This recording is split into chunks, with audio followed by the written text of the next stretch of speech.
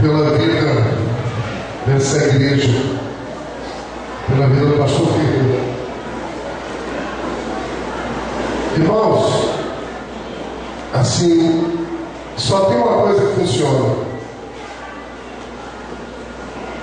Nada mais funciona. Só tem uma coisa que funciona, que é a oração. Amém? Amém?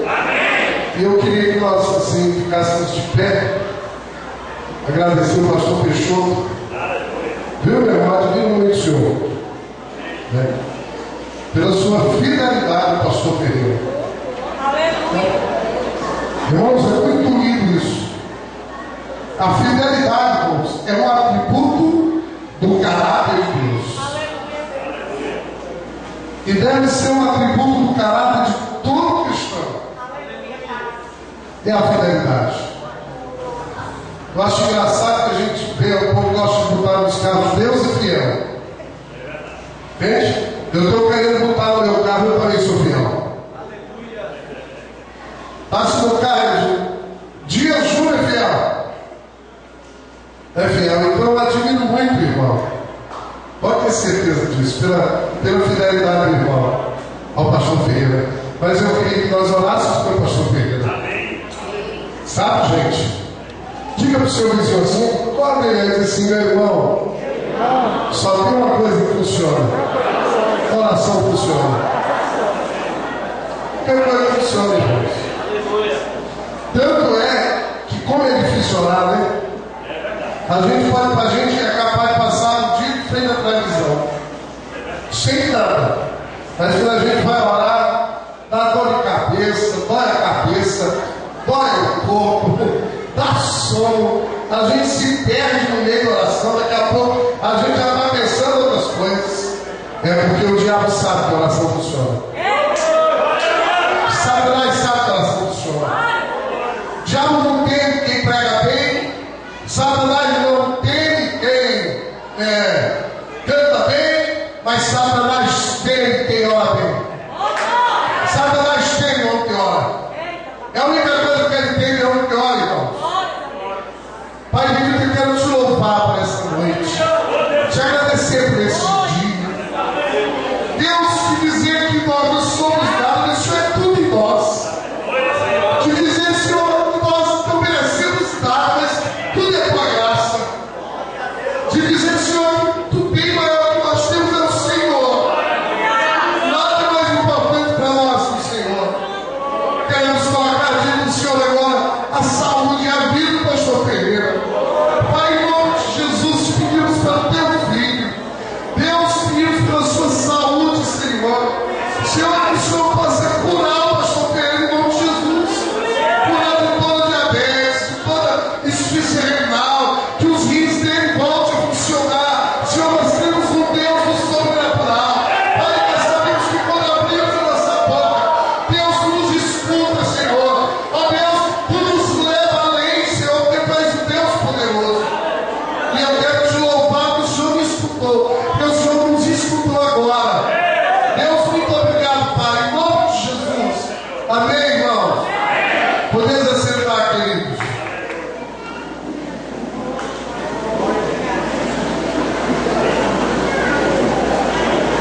Irmãos, eu tenho certeza que vocês já foram edificados aqui hoje. Entende, irmãos? Eu não vim aqui ensinar nada para vocês hoje. Na verdade, eu vim aqui aprender. E eu sei, da mesma forma como se eu saísse agora daqui, eu já estaria edificado. Está comigo hoje um casal de discípulos nossos, fica de pé, de Jó, para a igreja conhecê-los. São um casal de discípulos, são meus filhos espirituais, que vieram hoje aqui comigo e me honraram com a presença deles. Obrigado, queridos, por eles sentar. Mas se eu saísse agora daqui, eu já saía edificado. Pela unção que houve maravilhosamente no louvor, por essa peça tão maravilhosa que eu pude ver, que é a realidade de muitas famílias. Mas infelizmente eu tenho que concordar que a realidade também de muitas famílias que se dizem cristãs, é a realidade de muitos pais que se dizem cristãos, e a realidade de muitos filhos também que se dizem cristãos, infelizmente. Mas eu tenho certeza que aqui na Igreja Nova Aliança não tem nenhum pai assim. Amém, irmãos? Que não tem nenhuma mãe assim, nenhum filho assim. Amém? Mas o tema da nossa palavra hoje à noite é o seguinte: limpando as nossas casas para experimentar o melhor de Deus. Amém, irmãos? Irmãos, eu quero dizer para vocês que Deus tem algo mais para a gente.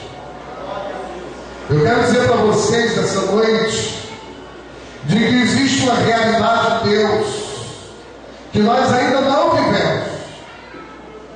Existe uma realidade em Deus que nós ainda não experimentamos. Existem coisas, certas e determinadas coisas em Deus que nós ainda não vivenciamos. Quando eu vejo Pedro passando, irmãos, e a sombra dele curando o povo. Quando eu vejo Pedro e João na porta formosa, dizendo assim: não tenho prata nem ouro, mas isso que eu te dou, levanta e anda. Quando eu vejo tudo isso, isso é possível ser o nosso estilo de vida.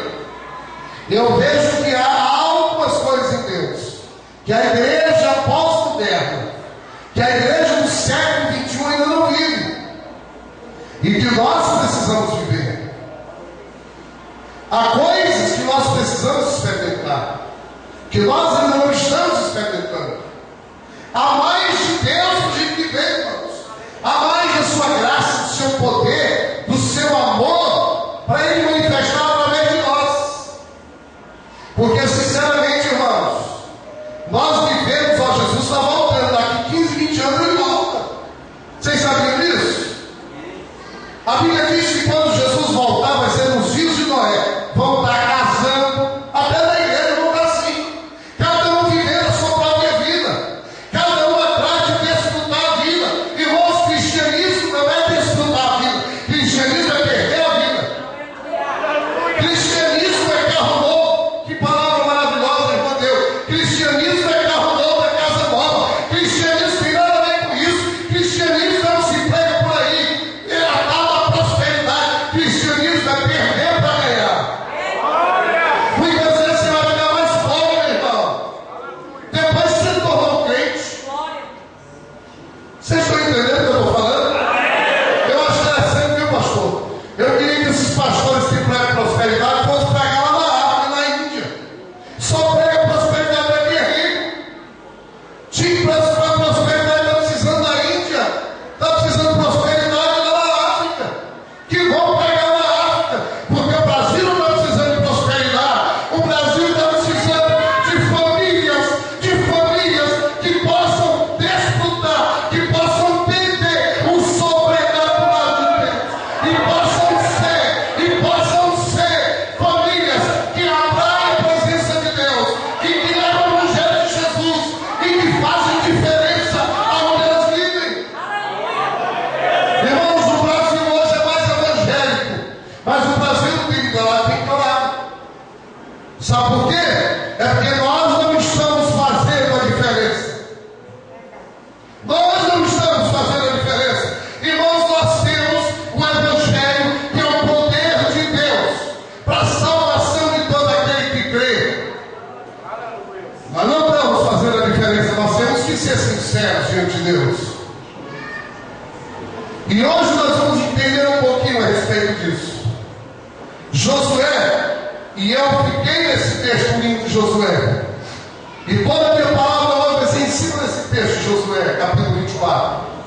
Ele diz assim no versículo: então Josué reuniu todas as tribos de Israel nesse tempo, convocou as autoridades, os líderes, os juízes e os oficiais de Israel, e eles compareceram diante de Deus.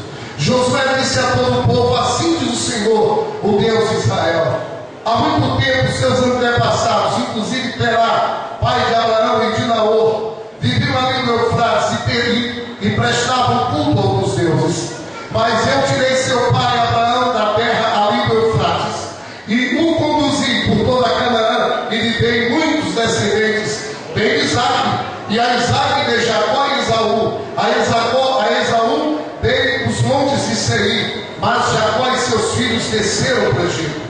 Então enviei Moisés e Arão e feri os egípcios com pragas, as quais os castiguei, e depois tirei vocês de lá. Quando tirei os seus antepassados do Egito, vocês vieram para o mar, e os egípcios os perseguiram com carros de guerra e cavaleiros até o mar Vermelho. Mas os seus antepassados clamaram a mim, e os coloquei trevas entre vocês e os egípcios. Fiz voltar o mar sobre eles e os encobri. Vocês viram com seus próprios olhos o que eu fiz com os egípcios. Depois disso, vocês viveram no deserto um longo tempo, e os trouxe para a terra dos amorreus, que viviam a leste do Jordão. Eles lutaram contra vocês, mas eu os entreguei nas suas mãos. Eu os destruí diante de vocês, e vocês se apossaram da terra deles. Quando Balaque, rei de Moabe, filho de Zippor, se preparava para lutar contra Israel, mandou buscar Balaão, filho de Beor, para lançar maldição sobre vocês. Mas eu não quis ouvir Balaão, de modo que ele os abençoou vez após vez, e eu os livrei das mãos deles. Depois vocês atravessaram o Jordão e chegaram a Jericó. Os chefes de Jericó lutaram contra vocês, assim como os amorreus, os ferezeus, os cananeus, os hititas, os gigazeus, os heveus e os jebuseus, mas eu os entreguei nas mãos de vocês. Eu lhes causei pânico para expulsá-los de diante de vocês, como fiz aos 2 reis amorreus. Não foi a espada, aleluia, e o arco que lhe deram a vitória, glória a Deus. Foi assim que eles veio na terra que vocês não cultivaram, e cidades que vocês não construíram. Nelas vocês moram e comem de vinhas e olivais que não plantaram. Agora temam o Senhor e sirvam com integridade e fidelidade. Joguem fora os deuses dos seus antepassados. Adoraram além do Eufrates e do Egito, e sirvam ao Senhor. Se porém não lhes agrada servir ao Senhor, aleluia, escolham hoje a quem eu servir, se aos deuses que os seus antepassados serviram além do Eufrates, ou aos deuses amorreus, em cuja terra vocês estão vivendo. Mas hoje, irmãos, estão precisando. Se levante Josué no meio das nossas igrejas. Josué no meio das nossas igrejas, estamos precisando. Em cuja terra vocês estão vivendo, mas eu e a minha família serviremos ao Senhor. Eu e a minha família serviremos ao Senhor. Aleluia, irmãos, que coisa linda. Só que essa dimensão de serviço, isso é no Velho Testamento. Hoje Deus não está buscando gente que sirva a Ele. Deus não está atrás de servos. No Velho Testamento eram servos. No tempo da lei era servo. Mas agora Deus está procurando amigos e filhos. Vocês ouviram o que eu disse, irmãos? No tempo da graça. João capítulo 15, versículo 15, assim: eu não vos chamo mais de servos, eu vos chamo agora de amigos, porque o servo não sabe o que o seu Senhor faz, mas o amigo sabe. Jesus disse o seguinte, que Deus nos deu agora o Espírito que diz: Abba Pai, meu Paizinho. Meu irmão, você não é servo de Deus mais não, você é amigo e filho de Deus. Deus está nos chamando para nós andarmos noutra dimensão. Nós podemos dizer: eu e minha casa seremos amigos de Deus, eu e minha casa seremos filhos de Deus. Se você tem alguém que trabalha na sua casa, essa pessoa ela não sabe das suas contas, sabe? Senhor, não. Essa pessoa não come na sua mesa. Essa pessoa trabalha, ele serve. Mas o filho entra lá na tua casa e abre a geladeira e tira o que quer. Meu irmão, você não é mais servo,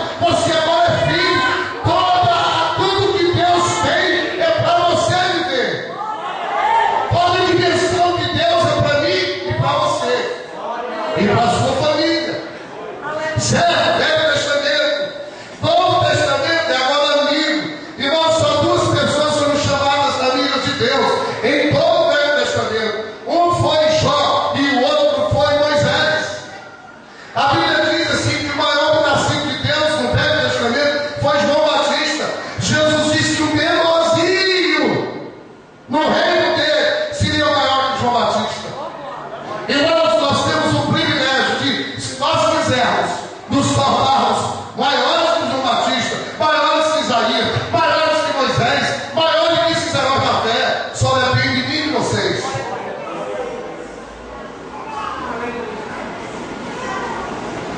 Mas aqui, Josué, e eu narrei, fiz questão de ler, ele faz uma narrativa histórica, desde a saída de Abraão, lá de Tera, lá do Iraque, lá dos caldeus, até aquele momento presente. Josué já estava para morrer, irmãos, e ele precisava dar uma palavra para aquele povo, e ele precisava levar aquele povo para outro nível de relacionamento com Deus. Irmãos, sinceramente, nós não estamos precisando assim de tantas igrejas no Brasil. Nós estamos precisando de homens que aprendam a se relacionar com Deus. Aleluia. Sabe qual é o nosso problema? É que nós não nos relacionamos com Deus. A gente tem mais relação com a TV Globo, tem o comigo que é com Deus. Tem mais TV Globo na casa dos crentes do que oração, do que jejum, do que adoração. Esse é o nosso problema. O que nós precisamos, irmãos, é nos relacionarmos com Deus.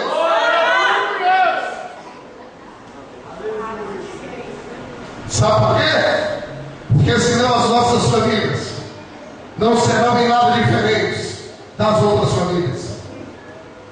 Senão a nossa casa em nada será diferente das outras casas. Irmãos, nós vivemos o fim dos dias. Nós estamos vivendo, eu tenho certeza que eu estou dizendo, a essa geração, pastor, nós vamos ver Jesus voltar. E se não se preparar, vai ficar para a tribulação. Porque não é porque você está aqui dentro que você vai virar crente, meu irmão. Muita gente está dentro das igrejas achando que é crente. Igual eu entrar na garagem e achar que eu sou um carro. Não é porque eu vou dentro de uma garagem que eu vou virar carro. Precisamos nos relacionar com Deus. Urgentemente em nome de Jesus. Precisamos buscar a Deus nas madrugadas. Precisamos orar mais. Precisamos nos derramar mais na presença do Senhor. E em primeiro lugar, eu quero falar para vocês a respeito da importância da família nos processos de Deus. Irmãos, é assim. Deus se expressa através de homens, mas Deus sempre quis se expressar através das famílias. Famílias são importantes para Deus. E o que é que a gente vê no nosso mundo pós-moderno? Toda a mídia, irmãos, trabalha a favor do diabo. A televisão, o Facebook, o Twitter, essas coisas todas horrorosas que surgiram hoje em dia. A internet. Irmãos, tudo trabalha para destruir as famílias. Tudo. Tudo é ação do diabo. Me diga aqui uma coisa. Existe nas novelas algum homem com H? Irmão, vocês prestaram atenção que as novelas estão diminuindo a autoridade do homem? Não tem nenhuma autoridade. Satanás está diminuindo o homem. Qual foi o projeto de Deus para a primeira família? Adão debaixo da cobertura de Deus. Eva debaixo da cobertura de Adão. E os seus filhos debaixo da cobertura e da autoridade de Adão e Eva. Quantos entenderam o que eu estou dizendo? A quem interessa a figura de autoridade do homem ser diminuída? Ao diabo. Porque, irmãos, quem fez a família não foi Satanás. Quem fez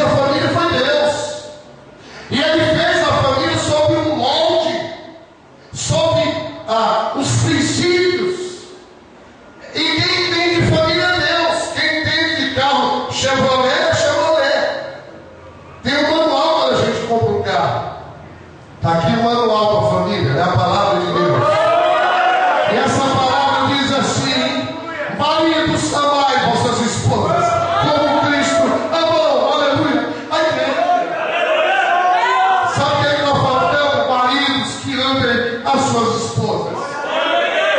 Irmãos, desde o dia que eu decidi amar minha mulher, nunca mais a minha casa foi a mesma.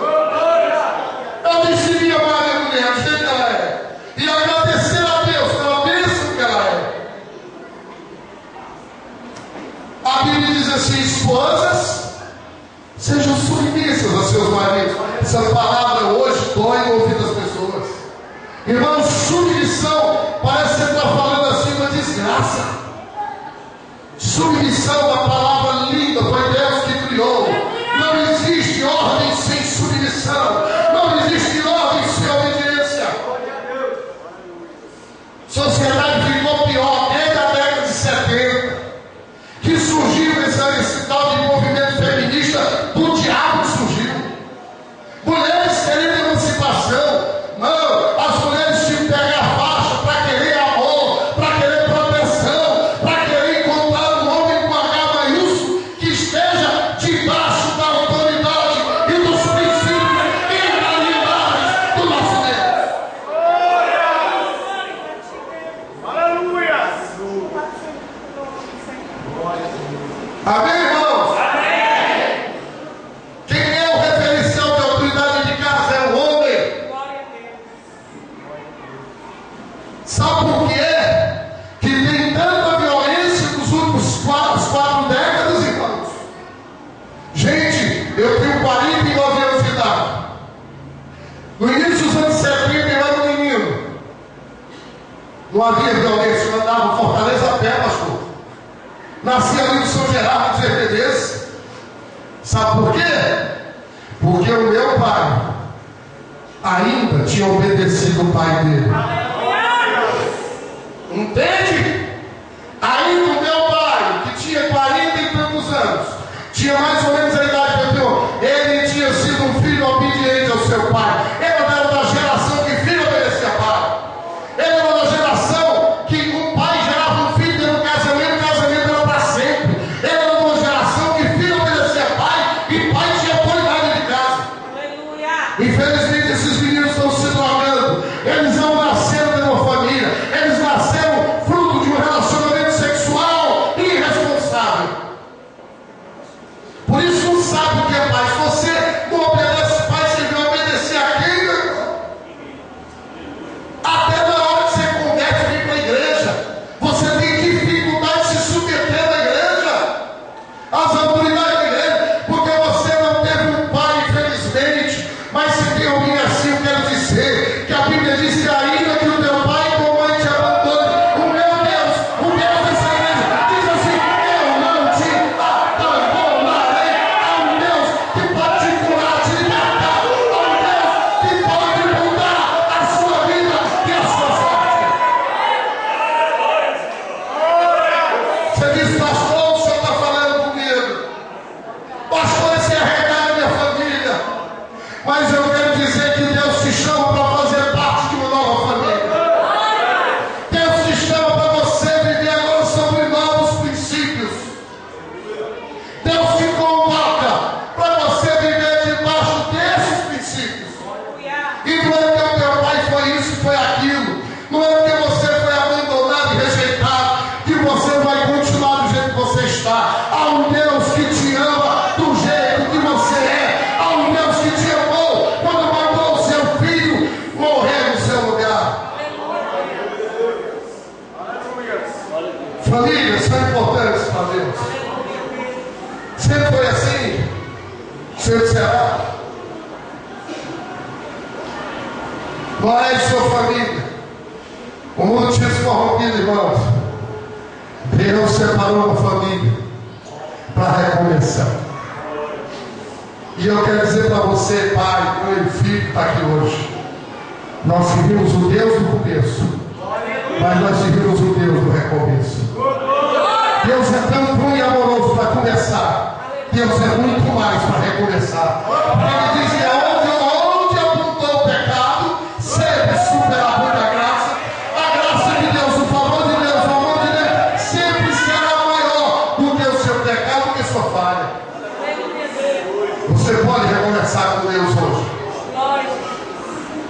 Deus pode estar te dando hoje essa chance para você recomeçar, para você fazer o certo.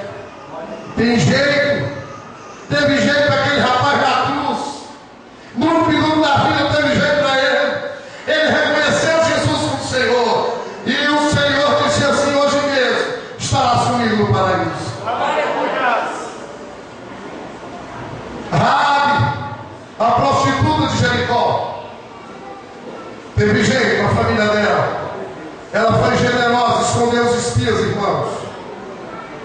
Quando o espanto caiu nas muralhas, Josué disse: não, poupa Raabe. Foi poupado Raabe e toda a sua família. Sabe o que é mais lindo, pastor? É quando eu abro minha Bíblia, no primeiro capítulo, no primeiro livro. Oi, irmãos. E eu vejo aqui que era o dia de Jesus. Aquela mulher está lá. Ela está na voz de Jesus. Aleluia. Fala, prostituta. Toda a sua família foi salva. E eu quero também declarar aqui, irmãos, hoje à noite, a autoridade que Deus tem que dar, que toda a sua família também será salva.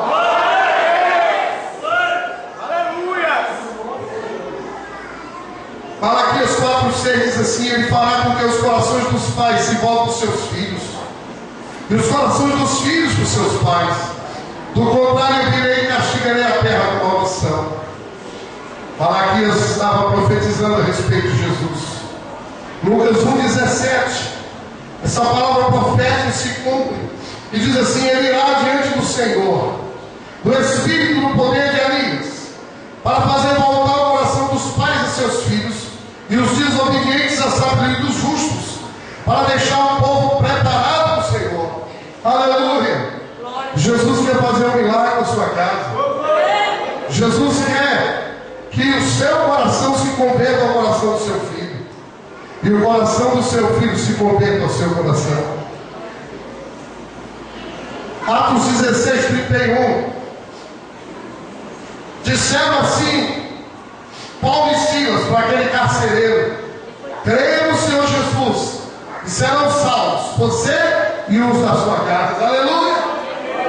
Atos 5:42 diz assim: todos os dias no templo, de casa em casa, não deixavam de ensinar e proclamar que Jesus era o Cristo. Era assim a igreja primitiva, de casa em casa, cada casa, anunciando que Jesus era o Cristo, era o Messias prometido. E eu já profetizo que aqui na vida de vocês, na casa de vocês, vai acontecer a mesma coisa, se não é verdade ainda. Na sua casa, todo dia, você vai estar profetizando que Jesus é o Cristo. Sua casa vai ser um centro que as pessoas vão vir para serem curadas, para serem restauradas, para serem salvas, para serem libertas em nome de Jesus. E a igreja Nova Aliança vai fazer mais ainda uma revolução aqui no Bom Jardim. Glória a Deus. Pastor, televisão vai vir aqui para perguntar, pastor, o que houve? E vocês vão dizer: foi Jesus que operou na vida nesse bairro. Esse bairro é de vocês, como imposto. As famílias desse bairro pertencem a vocês, como imposto, em nome de Jesus. Em segundo lugar, irmãos, nós vivenciamos os mesmos processos que o povo de Israel viveu. A Bíblia diz que tudo que está no Velho Testamento é sombra para o Novo. Veja o que diz Josué 24:13. Foi assim que eles veio à terra que vocês não cultivaram, e cidades que vocês não construíram. Nelas vocês moram e comem de vinhas e olivais que não plantaram,